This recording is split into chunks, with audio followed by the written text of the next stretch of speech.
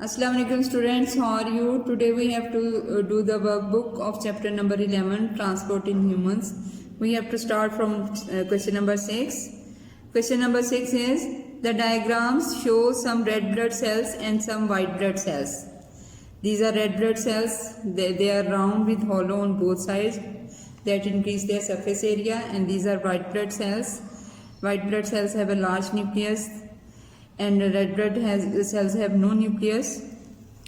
Question number 6, part 1. Describe the shape of a red blood cells. Red blood cells are circular with a hollow on both sides, which increase their surface area. Red blood cells are unusual because they have no nucleus. Red blood cells are red because they contain a chemical called hemoglobin.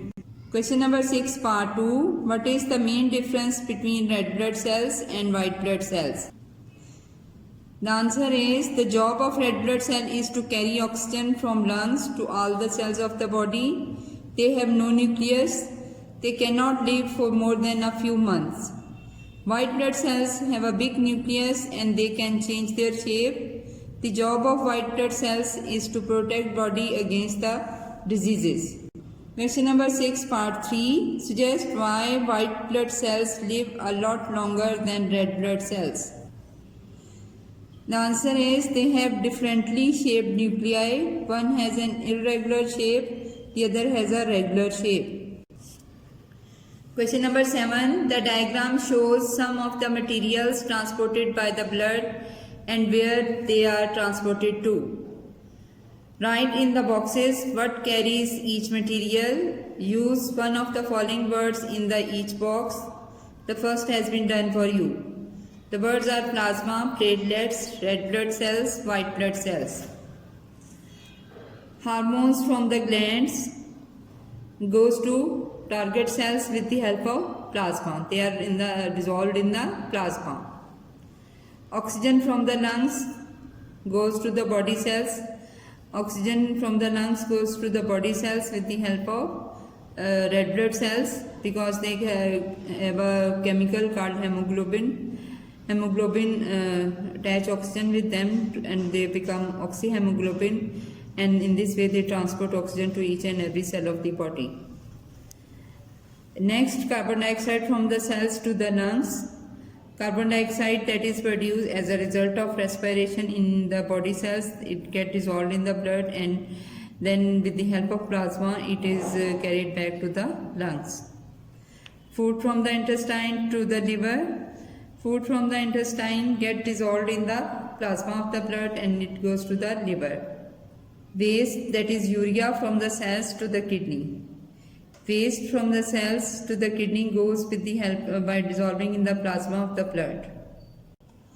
Question number 8. The diagram shows how the blood forms a clot to heal a wound in the skin. This is the diagram that indicates the blood capillaries that goes to each and every cell of our body, and this is the upper part of the skin, and there is white blood cells, platelets and red blood cells in this flowing in the blood. Question number 1. What is a blood clot? The answer is, red cells caught in a net of fibers. Question number 8, part 2. The tiny bits in the plasma are platelets. Part A. What are platelets? The answer is, platelets are bits of cells broken off from larger cells in the bone marrow. Question number 8, part 2b. What part do platelets play in the formation of blood clot? The answer is, create a net from tiny fibers in which red cells get caught. Question number 8, part 3. Describe how a blood clot forms. Answer is, fibers are produced by platelets. Red blood cells get caught in these fibers, forming a blood clot. Question number 8, part 4a. What is the hard surface of a blood clot called? The answer is, surface of the clot hardens to form a scab. This keeps the cut clean while the new skin grows. Question number 8, part 4b. What job does it do? The answer is keeps the wound clean while new skin grows. Question number 8, part 5.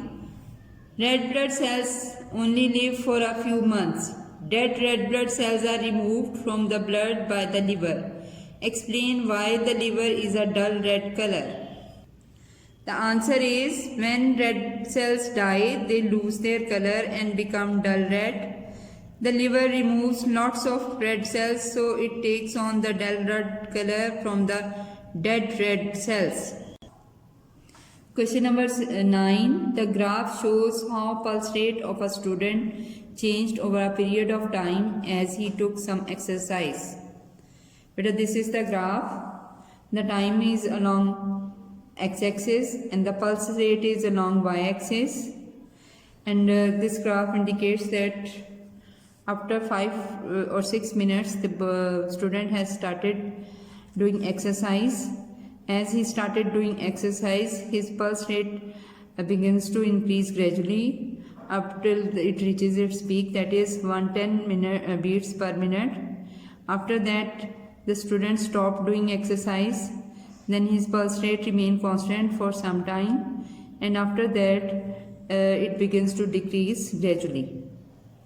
This line shows the gradual decrease in the pulse rate, and after the gradual decrease, then it again becomes constant.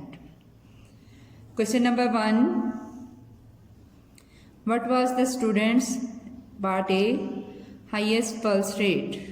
From the graph we come to know that the student's highest pulse rate is 110 beats per minute. Question number 9, part 1B. What was the student's lowest pulse rate? From the graph we come to know that the lowest pulse rate was 65 beats per minute. Question number 9, part 2. For how long did the student exercise? The answer is student did exercise for 5 minutes. Question number 9, part 3. Describe the effect of exercise on the student's pulse rate. The answer is the exercise causes the student's pulse rate to rise. Question number 9, part 4A. What is a pulse? The answer is a pulse is a surge of blood produced every time the ventricle contracts. Question number 9, part 4B. Describe how you would take someone's pulse. The answer is place your fingers, not thumb, over the wrist where an artery passes between a bone and the surface of the skin. Thank you.